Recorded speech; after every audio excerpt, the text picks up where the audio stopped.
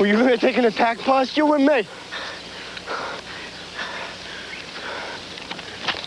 Sean Penn and Michael J. Fox fight with morality and with the Vietnamese in Brian De Palma's Casualties of War.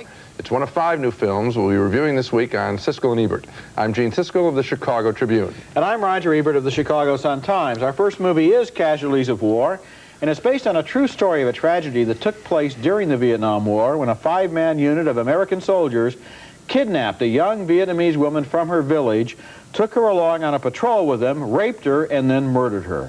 4 of the men took part in the crime. The 5th one refused to join them, and although he was powerless to stop them from doing what they did, it was his testimony that eventually sent the other 4 to military prison. The movie stars Michael J. Fox as a soldier who doesn't want to go along with the crime, and Sean Penn as the sergeant brutalized by combat who was the ringleader for the whole episode. This is nuts. We ain't supposed to be doing this. Everybody else is up for this. This is kidnapping, ain't it, Sergeant? Michael Fox knows that what they're doing is wrong, and he says that it's wrong, but Penn makes it clear that in the jungle there's only one standard, the standard of power. Clark got a weapon, Clark got a knife. We all got weapons. Anybody can blow anybody away. Any second. Which is the way it ought to be. Always. Penn is so good there. I mean, throughout this entire movie, he is really so tough and so angry that it helps to convince you as to why he could force these other guys to do basically what was his idea to begin with. The bitter lesson of Casualties of War is that it's not always enough to have morality on your side. You also have to have the power to back up your beliefs. The movie's about the group dynamic in that small military unit where the veterans of combat have become so hardened that they no longer consider the Vietnamese to even be human beings.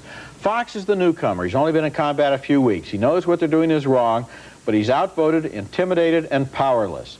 That process makes Casualties of War a strong and perceptive movie, although I could have done without the scenes at the beginning and the end of the film, which make the whole movie into a flashback, providing a conclusion that is so uplifting and gentle and unconvincing that it feels tacked on. I like the movie apart from the beginning to now. I liked it too. I didn't like the setup where you see that Michael J. Fox is alive and telling the story in reflection, because that takes away obviously some of the tension during the piece. You know he's going to survive, and of course that's not what you know in any Vietnam situation. I think one of the problems people may have with this picture is that it is not a big-scale Vietnam epic. And with people like De Palma, Penn, and Michael Fox in it, you think big kind of picture. And it's a small, singular story, one person, one crime, which is obviously emblematic of a lot of what went on in the war. I liked it too. I thought Michael Fox did a good job in getting rid of his TV personality, his light comic personality, and as the picture progressed, his character was not... Both of them did a good job, because Sean Penn, who, as we've said before, is one of the best actors around right now, he is so filled with venom and so filled with this coiled up tension that he's gotten from all of these months in the jungle, all of these months of living under the constant threat of death, that he is able to absolutely impose his will on the others, and he convinces us that he could do that. There's a scene where he's shaving before he's about to go out for his last night, and the way he shaved had me on the edge of my seat, as if he were going to take that razor and do something else with it, or even cut himself. Yeah, I figured he was going to cut himself. Let's talk about the a moral point of the film, which is said very directly into the camera, basically, by Michael Fox, where he says that because a soldier can die any moment, that is not a reason for him to be less human, but rather to be more human, more moral. Yes. I don't know that that applies in the battlefield conditions, but I know it applies in life. Well, the amazing thing about this movie is how it really asks each one of us to ask the question, how would you behave in a situation like that? Would I have been any braver than the Fox character? No. No, I wouldn't. I think I would have been totally intimidated by Penn and these other 3 people. I did testify at a court-martial, though I will tell you this. I did testify. I must give myself a little credit. I actually, at jeopardy of being sent into... Well, the one thing I would have preferred about this movie, to just tell the story and leave off the prologue and the epilogue. I want to repeat, it is a small-scale, narrow story, one person, not a big extravaganza like Apocalypse Now. Our next film is a lame-brain hippie comedy set in the same time, 1969. It's called Rude Awakening, and it fails completely as a comedy and then tries a last-minute turnabout as a save-the-planet message movie, and that's a real embarrassing mix. Cheech Marin from Cheech and Chong and Eric Roberts play a couple of hippies who in 1969 flee to the Central American jungle, where 20 years later they stumble upon a CIA plot for a U.S. invasion. Take this. Destroy it. Don't let him use it. Don't use it against him. Who? Do it for your country.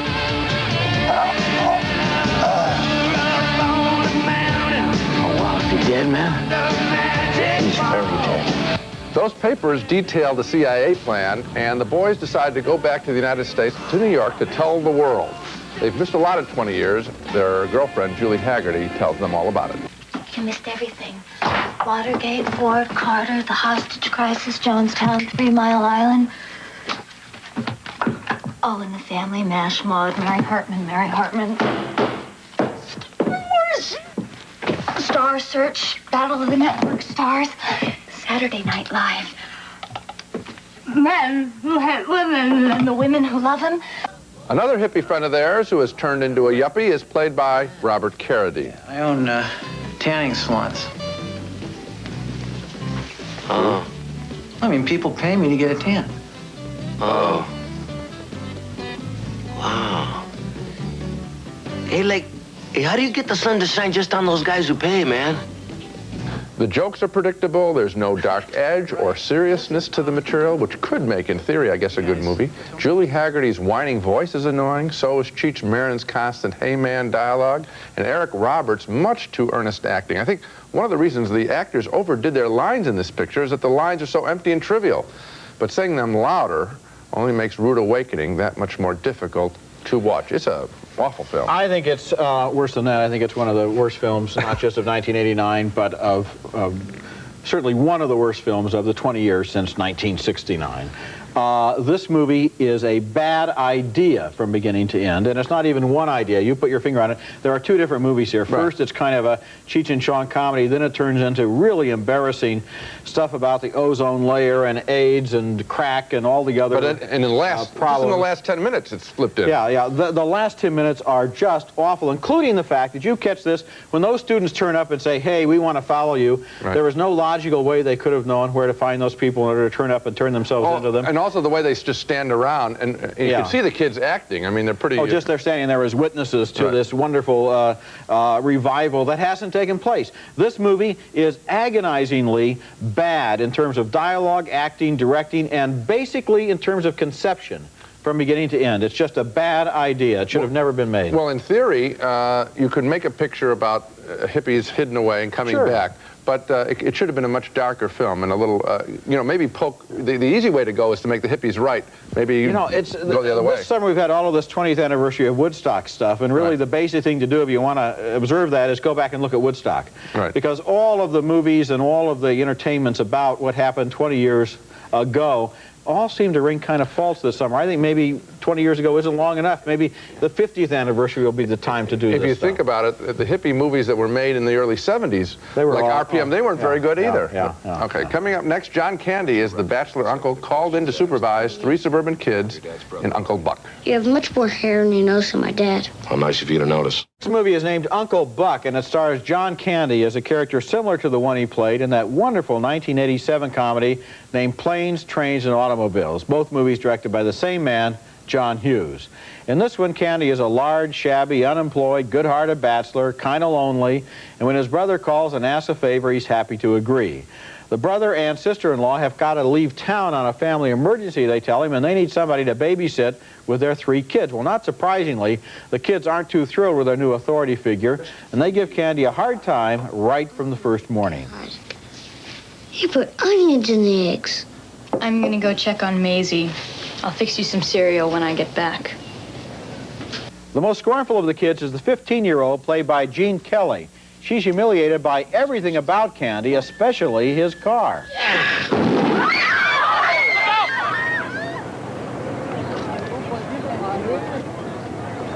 You tying your shoe?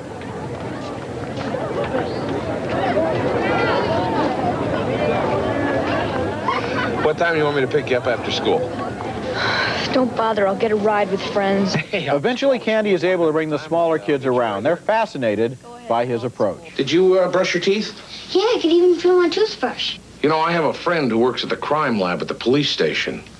I could give him your toothbrush and he could run a test on it to see if you actually brushed your teeth or just ran your toothbrush under the faucet. As I mentioned, Uncle Buck was written and directed by John Hughes, who has made about 10 movies involving young people and family life in the Chicago suburbs. His titles include The Breakfast Club and 16 Candles and Ferris Bueller's Day Off. Uncle Buck is on the same familiar turf, but there's something a little strange about the film. It wants to be funny and warm-hearted, but at the same time, it has a dark undercurrent, and there are scenes where the kindly uncle goes after the teenager's boyfriend with a power drill and then locks him in a car trunk and tapes his hands together with construction tape. It's strange the way this movie generates creepy feelings that work against everything it's trying to do. By the end of the movie, I wasn't sure that I would want Uncle Buck living in my suburb with me if I lived in the suburbs. Well, actually, I like the darker material more than the sweet, predictable namby-pamby stuff. I mean, to have the kids suddenly be transformed by Uncle Buck into being better mannered, and to have Uncle Buck become transformed by the kids into being willing to finally propose marriage to Amy Madigan, that's nothing special. Yeah, I mean, you that's could see that coming a long way down That's the road. TV sitcom. Yeah. I like the dark stuff. You know, things like that movie Neighbors and stuff like that. I mean, I like the dark quality in the suburbs. If the film had been more consistent in that way, with Uncle Buck being totally disruptive to the suburban environment, that would have been exciting. I was thinking about Neighbors also when I looked at this movie, but the problem was there didn't seem to be, Hughes didn't seem to know which way he wanted to go, and so what you have is this upbeat kind of material with this undercurrent that seemed to be pulling against it. So both of it, I guess we agree that in one way or another the movie is it's going in two directions. Two parts that don't fit. Right. I have courage, and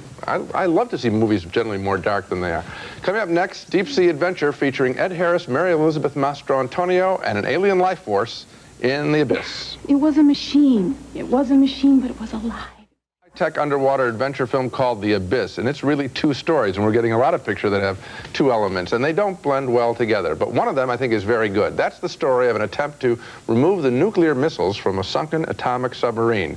Leading the attempt are a couple of married and feuding undersea oil rig workers played by Ed Harris and Mary Elizabeth Mastro-Antonio. I was worried about the rig.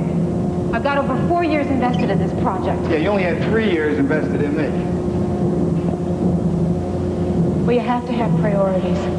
Underwater, the two of them have to deal with their crew, one of whom is paranoid about both the American and Russian military. You know, we got Russian subs creeping around. Anything goes wrong down here, they can say whatever they want happen. Give the folks medals. Relax, will you? You're making the women nervous. Cute, Virgil. But he's not completely paranoid, as the couple finds out when an American officer attacks them in a mini-sub. Go to the right, swing to the right.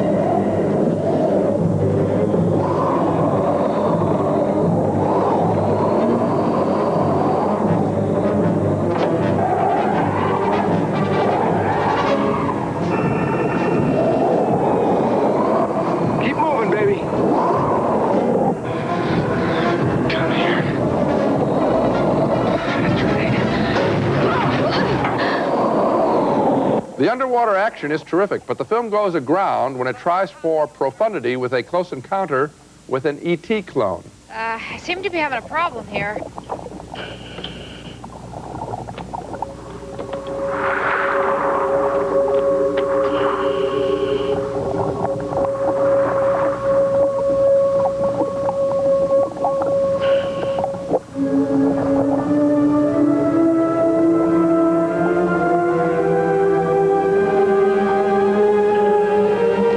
The alien story really splits this movie in two, turning it from a hard-edged drama into a fairy tale that doesn't stand up by comparison with either Close Encounters, E.T., or 2001. Still, I enjoyed the main part of the movie, the claustrophobic tension underwater. I recommend it with a strong reservation about the creature from beyond. I wish they just dumped that whole idea. I didn't mind The Creature from Beyond because it seemed to me that what it gave us was another level of fun for a movie that is basically a lot of fun, and I enjoyed this movie.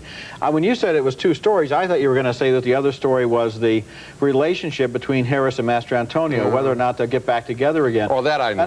But I enjoyed that when she's trying to talk him through his, you know, when parts he's going to I have a enjoy. panic attack when Yes. he's down at 40,000 feet. That part I like. Deep he was. This movie has great special effects. Yes, it does. Convinced me that we were underwater. Yes, it did. And you could see what was happening. Oftentimes they try to fudge underwater movies by putting everything in a big cloud of sand or something so that you can't see that it's only models or something. This movie looked good, and I thought it was very exciting. I thought the ending, of course, cheap. I mean, we could have taken the last 5 minutes and just not had them. And didn't even look cheap. Yeah, I mean, like it was photographed on bad stock or something. The ending was not the best part of the movie, but I enjoyed it. Another thing I liked, it was produced by this woman, Gail Ann Hurd, who also made Aliens, which starred Sigourney Weaver. And it's the same idea, which is that the action character, the leader of the group, is a woman. And that provides a whole different dynamic for the whole crew that is interesting. It makes a lot of the cliches seem a little fresher. Yeah, but the problem is that the woman, at least in this case, I think, acts so macho that it gets a little corny. Well, if you were the boss of an undersea oil rig and you were a woman, wouldn't you act a little macho when you're down there? I probably would, but I'm watching it as a movie and I'm seeing it's a little bit out there. The problem for me is I say the alien stuff. Wouldn't you have liked the picture better if they hadn't had aliens down there and just spent more time with the rescue? I just think they just put in another element that was more fun. It doesn't work added to for the me. fun. Coming up next, Anthony Hopkins and Jeremy Irons, two of Britain's best actors, play members of an amateur acting company in A Chorus of Disapproval. I call her my Swiss Army wife. No man should be without one. Our next movie is based on a London stage hit by Alan Ayckbourn called A Chorus of Disapproval, and it tells the story of jealousy and intrigue within an amateur acting society in the British seaside town of Scarborough. An out-of-towner, played by Jeremy Irons, turns up one day and auditions for a part in a local amateur theatrical production, and in the local pub after the auditions, he meets some of the members of the troupe, including the company Sexpot. You've no idea what a pleasure it is to see a new man in the society. The director of the amateur company is a cantankerous Welshman played by Anthony Hopkins, who makes a specialty of offending people. At a rehearsal, he chews out one of his hapless amateur actors. That is cut! That was cut 2 days ago! Sorry, I don't have it. No, you don't have anything, Ted. That's your trouble, man. You don't have any ability. You don't have any intelligence. You don't have one single scrap of artistic sensibility. Meanwhile, Jeremy Irons falls passionately in love with Hopkins' wife, played by Prunella Scales.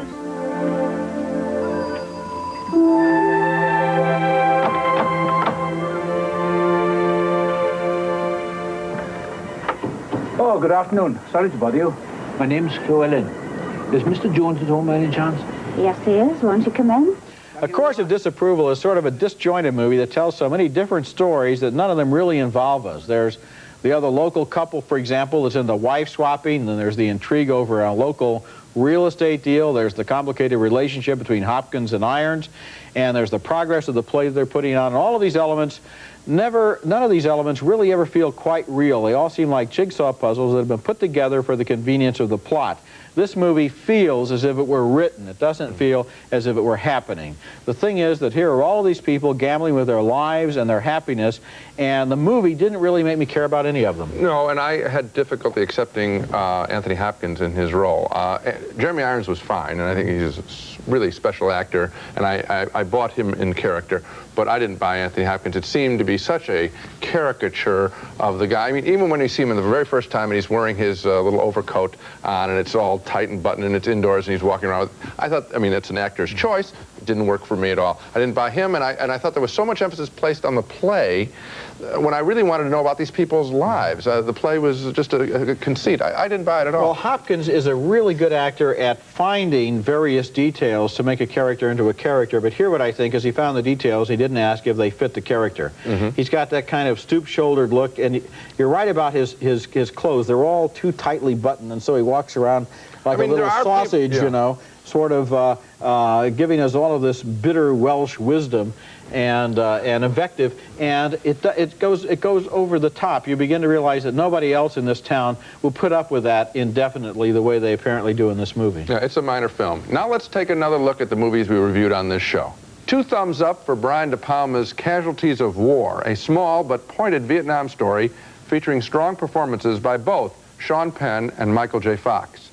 2 thumbs down, way down, for the hippie comedy Rude Awakening, bad acting and an insufferable script.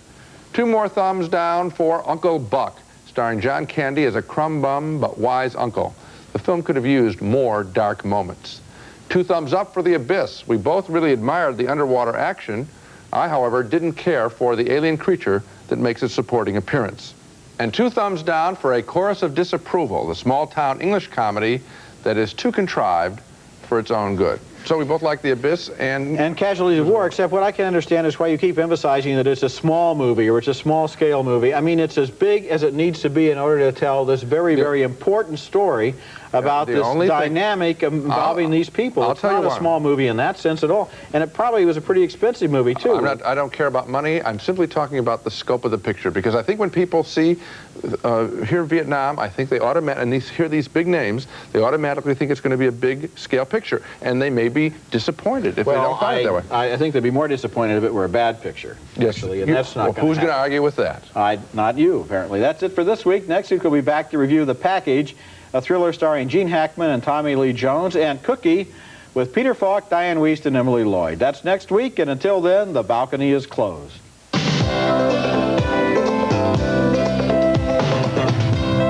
Raisinets and Goobers are playing everywhere, starring plump, juicy raisins and great golden peanuts. Both now feature creamy Nestle milk chocolate. New Soft Sense Moisturizing Shave Gel, designed just for women. With 7 rich moisturizers, including vitamin E, you've never shaved so soft. The Plockman family has been making quality mustard since 1852. Enjoy their mild yellow, Dijon, and stone ground mustards. Shout! Nothing cleans better than a squeeze of Lemon Power Shout. Want tough stains out? Squeeze Lemon Power Shout.